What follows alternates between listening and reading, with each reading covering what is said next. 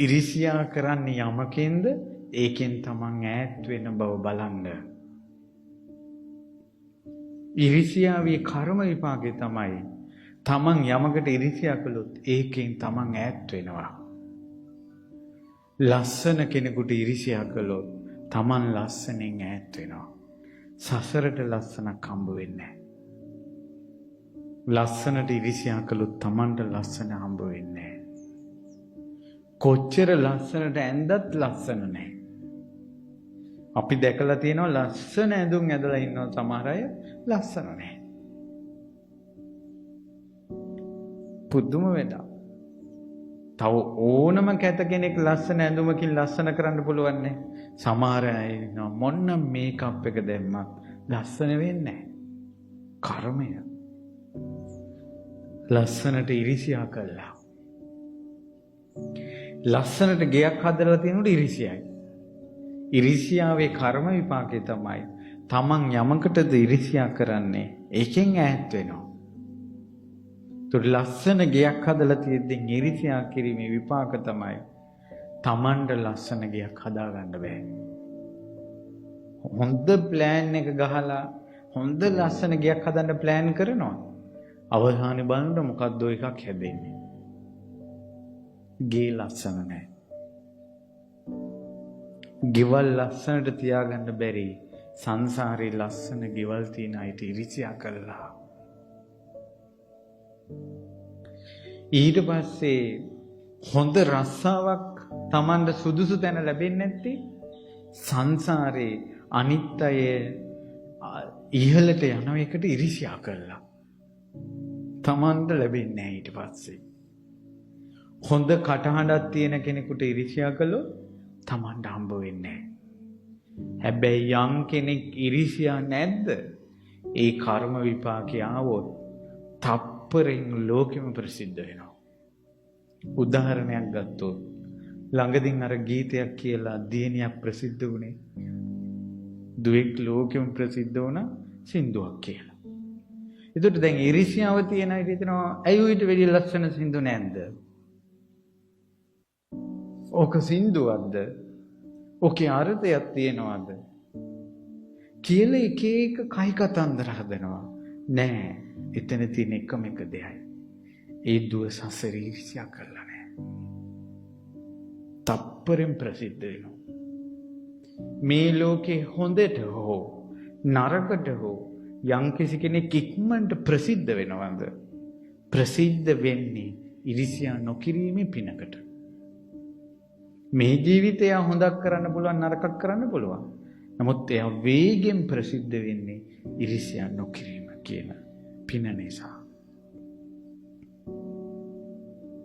පැහැදිලිද මම කියන එක? පින්වතුනි මේ ඉරිසියාව කියන්නේ භයානක පාප කර්මයක්. කරන්න නම් එපා. ඒ නිසා දැන් අර දුවගෙත් අපි දකින්න ඕනේ එයා සංසාරේ ඉරිසියා කළා නැහැ. එයාගේ පින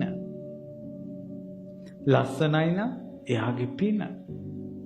දක්ෂයි නම් එයාගේ පින. ළමයිට ඉරිසියයිනේ සමහර අය.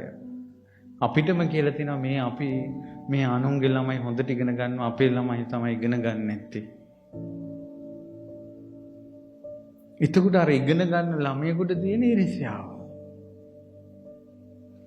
ඒකේ කර්ම විපාක Tamanට දක්ෂතා පිහිටන්න නැතුව යනවා. එනිසා මේ අලුත් අවුරුද්දේ හිතට බලවත්වම ගන්න ඕන මම නම් ඉරිසියා කරන්නේ නැහැ කියලා.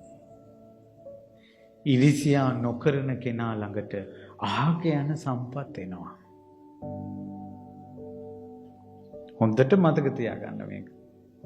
අනිත් අයගේ දියුණුව යහපත හොඳ දේවල් දැක දැක හිතෙන් සාදු කිය ඉන්න පින්වත්නි.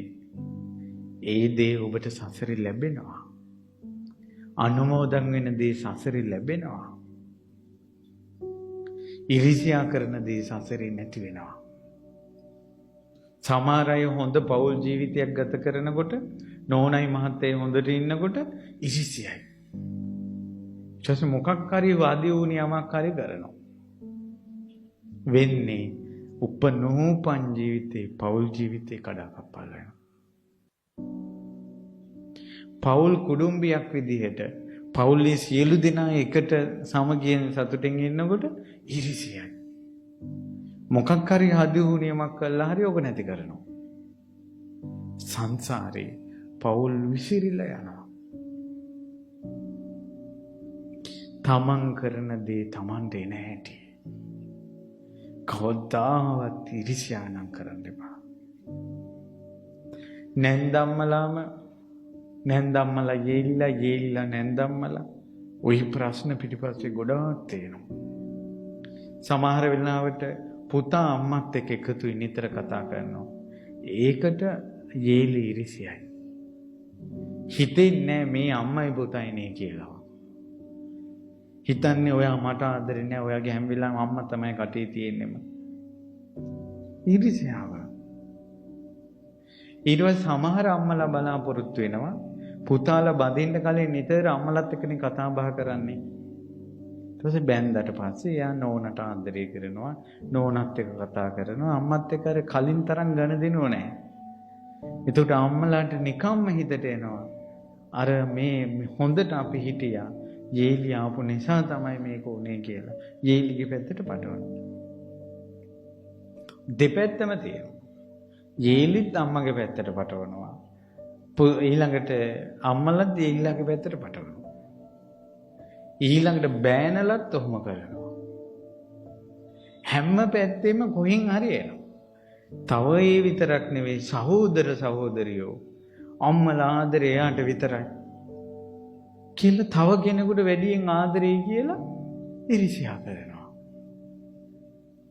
ආදරයට ඊර්ෂ්‍යා කළා කියන්නේ අය සංසාරෙම ආදරේ ලැබෙන්නේ නැහැ.